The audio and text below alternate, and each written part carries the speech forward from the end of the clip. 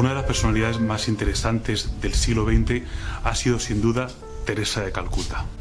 Su vida ha significado mucho para muchísimas personas de todas las religiones, de toda clase y de toda condición y de toda cultura. Una gran figura para el mundo entero. Hoy os animo a que participéis en este tercer programa, en esta tercera edición que estamos haciendo de Master Church, donde vamos a cocinar una receta muy interesante, pero sobre todo vamos a conocer mucho mejor la persona de Madre Teresa de Calcuta. Para ello, nuestro invitado será Fernando López de Rego, el escritor del libro Teresa de Calcuta, la persona. Bienvenido, un placer tenerte con nosotros. Igualmente, encantado, muchísimas gracias, sí. Encantado de estar aquí. Pues nada, esta es tu casa y me imagino que tienes cosas muy interesantes que contarnos sobre la persona de Teresa de Calcuta, recogida en tu libro. Sí, yo creo que es una persona que da muchísimo juego. Joy. That is the mystery of love. If you are in love, then you are full of joy.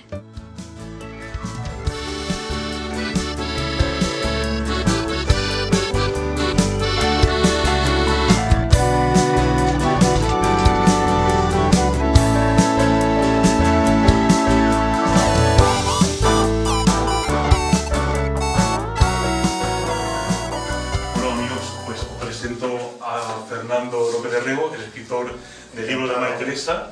Eres Javier y Cristina. Cristina, ¿nos presenta los ingredientes de la receta de hoy? Claro que sí. Tenemos en primer lugar la cayena, tenemos naranja, la piel de la naranja, chorizo picante, hierbabuena, haba seca, hueso de jamón, el agua que la utilizaremos para hervir y sal. Exactamente. Pero yo creo que falta un ingrediente, ¿no? Un buen vino de Jumilla. Hombre, eso sí. Confío plenamente en ti, Javier, que eres mucho mejor cocinero que yo.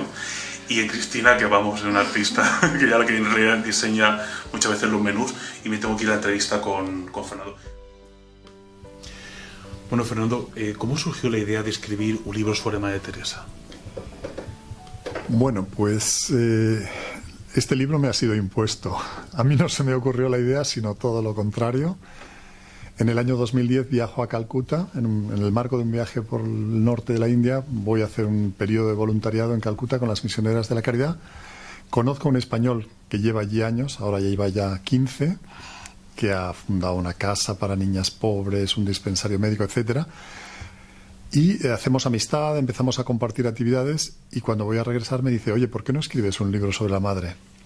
Me estuvo insistiendo durante 2 años, cada mes, mandando un correo: ¿cómo va el libro? Él me dijo: sí, se ha escrito mucho sobre ella, pero sobre sus obras, no sobre la persona detrás de las obras, sobre la persona detrás del personaje, Madre Teresa, la gran celebridad del siglo XX, la persona más admirada probablemente de todo el siglo. Total, que al día siguiente saqué el billete, saqué el visado, me fui mes y medio, 3 veces, 3 años seguidos fui a Calcuta y entrevisté a decenas de personas de su entorno, y de ahí salió ese libro. ¿Y a qué te dedicabas en ese momento en el cual se te hizo esta propuesta de escribir el libro de Teresa de Calcuta? Bueno, yo era funcionario de la Unión Europea, yo vengo del servicio diplomático de la Unión Europea, y en esos momentos estaba concretamente trabajando aquí en una agencia de la Unión Europea en España.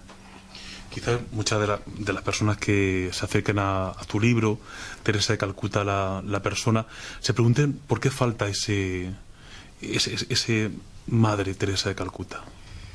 Efectivamente, el título, como la parte gráfica de la portada, es significativa de lo que fue el enfoque. Es decir, yo no me tomé el libro durante 2 años en serio, ni siquiera consideré la posibilidad. Y cuando decidí que lo haría, también decidí 2 cosas. Primero, que no sería un libro dulzón, encomiástico, etcétera, sino un libro objetivo, académico, para dar un libro sobre Madre Teresa a la gente de fe, y también a la gente de la periferia de la fe y de fuera de la fe. El título fue Teresa de Calcuta, la persona. Se le quitó el madre, que figura en los títulos de todos los libros normalmente, y se quitó como subtítulo toda referencia a su abnegación, a su santidad, a su caridad, etcétera. Teresa de Calcuta, la persona. Un título que vehiculara la idea de que ahí lo que se quería era diseccionar objetivamente, con un enfoque académico incluso, hay 246 notas a pie de página, a esa persona. ¿Y cómo se puede juntar objetividad con una persona tan carismática como Madre Teresa de Calcuta? Efectivamente, es decir, el enfoque es el académico y el objetivo, pero es que la persona se publicita por sí sola, es decir, es una persona totalmente excepcional, que va a pasar, por supuesto, a la historia como una de las grandes santas de la historia de la humanidad. Es patrimonio de la humanidad. Una de las características de Madre Teresa es que todo el mundo la siente como propia. Todo el mundo se regocija de haber tenido un congénere como la Madre Teresa. Yo me había preparado preguntarte, pues, ¿qué anécdota recuerdas con más cariño? Pero antes de responderme, voy a entrar un momento a la cocina porque quiero ver cómo va la receta, ¿vale? Muy bien. Vale. Bueno, chicos, ¿qué tal? ¿Cómo va la preparación de nuestra receta de hoy?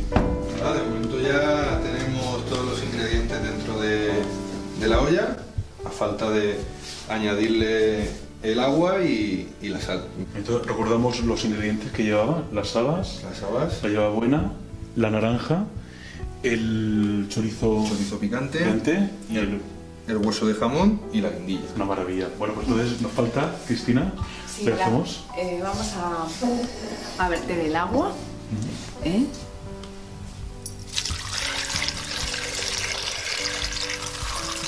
Pues ya hemos puesto el agua y ahora le añadimos la sal. ¿verdad? Sí. Bastante. De sal bastante. Sí. Cogemos así un puñadito, Yo diría que otro. un poquito más, ¿verdad? Sí. Ahí estamos. Ahí está. Muy Perfecto. bien. Y ya. podemos el fuego, Sí, ¿verdad? sí. ¿Qué fuego lo ponemos potente ahora? Potente. Sí. Vale, entonces le damos ahí y subimos hasta 9. Muy bien. Eso es. Y lo dejamos, me imagino que tendrá que estar... Sí, lo tenemos hasta que empiece a hervir. Una vez que empiece a hervir, lo tapamos. Bueno, yo estoy con una entrevista súper interesante, luego la veréis, ¿vale? Ok. Os va a encantar. Chao. Tiene muy buena pinta, ¿eh? Luego ya entraremos para ver el toque final. Bueno, decíamos de esa anécdota que recuerdas con más cariño. Bueno, tal vez, como son breves, voy a dar dos. Una que ilustra su ingenio y hasta su sentido del humor, y otra que ilustra la sutilidad de su inteligencia. La primera, en cierta ocasión, un teólogo extranjero que había estado visitando durante, creo que 8 o 10 días, las obras de Madre Teresa en Calcuta, se fue a despedir de ella y le dijo: Madre Teresa, lo que ustedes hacen es estupendo, es maravilloso. Dice: pero teológicamente están ustedes en hace 200 años. Madre Teresa le cogió el brazo y dijo: peor todavía, en hace 2000 años. Qué bueno. Y otra, una anécdota que revela la sutilidad de su inteligencia, en mi opinión. Llevó una noche en Calcuta. Periódicamente hay unas hambrunas terroríficas por desbordamientos de los ríos o porque se corta el suministro que viene de Birmania, etcétera. Fue a llevar arroz a una familia hindú que tenía unos cuantos hijos, bastantes, y vio que la señora, la madre, cuando le llevó una bolsa de arroz, lo dividió en 2 mitades idénticas. Salió y al cabo de un rato volvió sin esa mitad. Y le preguntó que qué había hecho y dijo: ellos también tenían hambre. Ellos eran una familia musulmana también numerosa del vecindario. Madre Teresa llevaba más arroz y no se lo dio. Y le explicó luego a sus acompañantes: no les he dado más arroz, a pesar de que lo que les queda con la mitad es muy poco para alimentar a tantos, para darles el placer de compartir. Madre Teresa estaba dando a unos pobres el placer de compartir sin inmediatamente, por así decirlo, sofocarlo, reponiéndole lo que ellos habían dado. Y bueno, de la realidad de Calcuta, ¿qué nos podrías decir a nosotros occidentales que vivimos ajenos muchas veces a esa realidad? Bueno, Calcuta ha sido el icono mundial de la pobreza, se podría decir, en el sentido de que, como es una ciudad que es capital de una zona de Bengala en donde frecuentemente hay grandes hambrunas, es decir, la gente se muere en el campo por desbordamientos del Ganges o porque se ha cortado el suministro de alimentos procedentes de otros lugares, etcétera. Pues Calcuta es una ciudad de aluvión en donde millones de personas se han hacinado en la periferia de la ciudad. Eso ha creado pues unos barrios de chabolas inmensos, y ese es el hábitat en donde Madre Teresa salió a buscar a Jesucristo disfrazado de pobre. ¿Cómo se puede vivir la fe entre tanta pobreza? Porque la realidad que viven muchas de las personas tiene que ser durísima y sin embargo noticias que nos llegan es que son grandes creyentes. ¿Cómo es posible? La fe incluso en la gente más humilde de Calcuta no falta, sino todo lo contrario. Y Madre Teresa, o sea, está la fe de esas personas que la tienen y es mucha. De hecho, ella consideraba que era un ejemplo a imitar. Y está luego la fe de las misioneras de la caridad de todo el mundo, de la congregación y de los movimientos en torno a la Madre Teresa. Para ellos, en su teología, que está basada en gran parte en lo que a estos hicisteis, a estos pobrecitos, a mí me lo hicisteis, pues para ellas el pobre es Jesús disfrazado de pobre. Es decir, Madre Teresa tenía tendencia a interpretar las Escrituras, los Evangelios, de manera literal. Por tanto, cuando Jesucristo dice lo que hiciste a uno de estos, a mí me lo hicisteis, eso significa para ella que el pobre es Jesús disfrazado de pobre. De ahí que dijera a sus hermanas frecuentemente, qué privilegiadas somos, estamos todo el día con Jesús, en la Eucaristía, en la adoración eucarística, en su forma sacramentada, y cuando estamos trabajando en Jesús con Jesús disfrazado de pobre. ¿Qué respondía Madre Teresa a quienes le decían lo que ella o cualquier otra persona podía hacer era solo una gota en el océano del sufrimiento del mundo? Sí, Madre Teresa, que era una persona, en fin, altamente inteligente y además con la inteligencia de la santidad, es decir, con un tipo de inteligencia que no entra en los cánones habituales, se daba cuenta de que muchas personas dudaban de la validez, de la eficacia de su servicio, puesto que lo que una persona puede hacer es muy poco en relación con la magnitud del sufrimiento del mundo. Y entonces a esas personas Madre Teresa les decía, nadie puede hacerse cargo de todo el sufrimiento del mundo, pero estad muy atento, cada uno de vosotros, estemos atentos cada uno de nosotros, a identificar aquella parte del sufrimiento del mundo para cuyo alivio se cuenta específicamente con nosotros, específicamente contigo. No vengáis a Calcuta, más bien detectad en vuestro entorno inmediato vuestra Calcuta personal y ocuparos de ella. Cualquiera que conozca a la misionera de la caridad se sorprenderá que a los 3 votos clásicos de pobreza, obediencia y castidad añaden un cuarto voto particular. Sí, el voto particular de su congregación, ella para empezar le puso un calificativo a los votos monásticos tradicionales en la regla de la congregación que escribió de su puño y letra. La pobreza absoluta, la castidad angélica y la obediencia gozosa.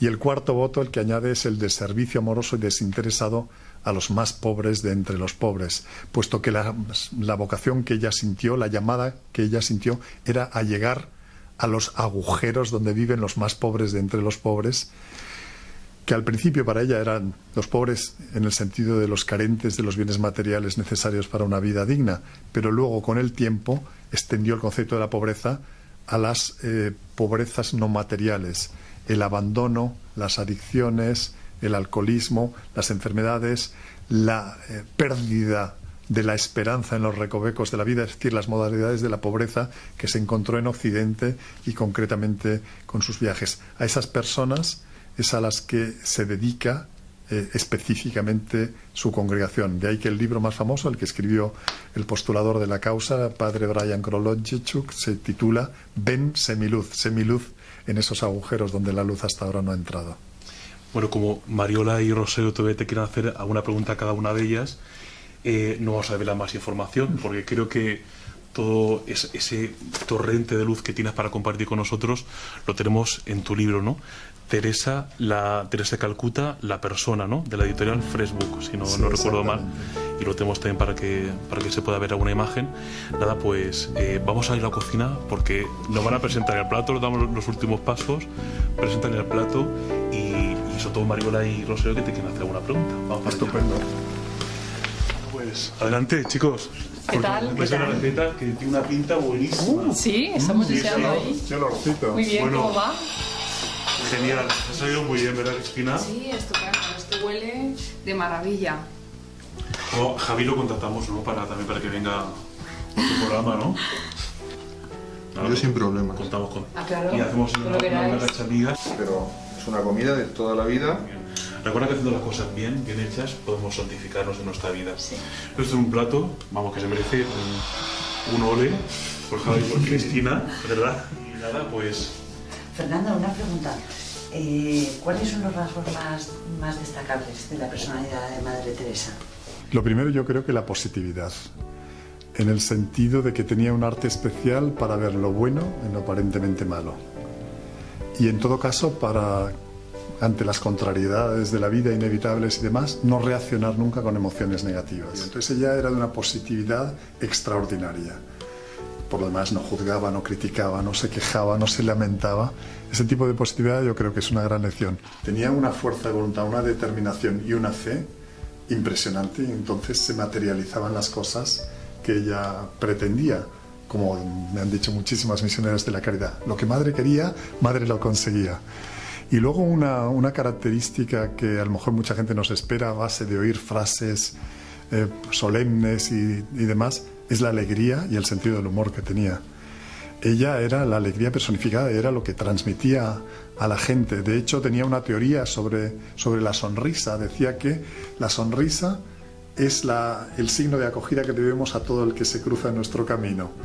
Y hoy que tanto se valora la espontaneidad, ella no. Ella decía, la sonrisa hay que darla siempre.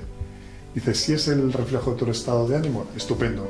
Y si tu estado de ánimo no es el de sonreír, tiene que ser la imposición de la voluntad. Pero la sonrisa siempre es signo de acogida a todo el mundo. Íbamos un día en la ambulancia hacia Caligat, el lugar de Moribundo, donde ella iba durante años todas las mañanas, y por un atasco se paran y justo al lado una señora bengalí de clase alta, con el sari, con el vestido, con el tal, con el cual, de no sé qué, la ve y le dice, ¿veis chicas? Ella muchas veces a sus hermanas llamaba chicas, girls. Y ¿veis chicas las ventajas de ser monja? Nos levantamos de la cama y a los 5 minutos ya podemos estar en la calle. Fernando, ¿y qué dicen las personas de su entorno, las personas que la conocieron y le trataron?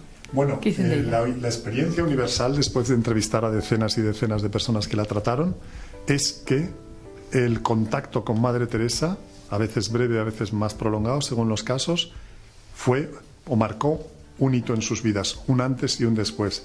Era ese tipo de personas que dejan una huella extraordinaria. Todas las personas que la conocieron guardan en su corazón su recuerdo de una manera impresionante. Muy bien, muchísimas gracias. La verdad que es una entrevista encantadora. Despedimos a nuestro chef. Gracias, Cristina, por haber estado con nosotros. Muchas gracias a vosotros siempre, de verdad. Javier, nos vemos el sábado de misa de 7, sí, ¿vale? Si Dios quiere, ¿vale? Pues nada, muchísimas gracias. Voy a despedir a Fernando. Creo que ha sido una entrevista muy bonita. Y nada, muchísimas gracias, ¿verdad? Pues nada, chicos, nos vemos la próxima semana, ¿vale? Encantada. Un placer, como siempre. Ánimo. Hasta luego. Muchísimas gracias. Gracias por todo. Fantástico, Fernando López de Reo, que nos ha acompañado en el día de hoy. Y os damos gracias por este programa. Hace pocos días el Papa Francisco clausuraba el Año de la Misericordia. Os dejamos unas imágenes que recogen la maravilla de este año y todo lo que ha supuesto para nosotros. Gracias, amigos, y hasta la próxima semana.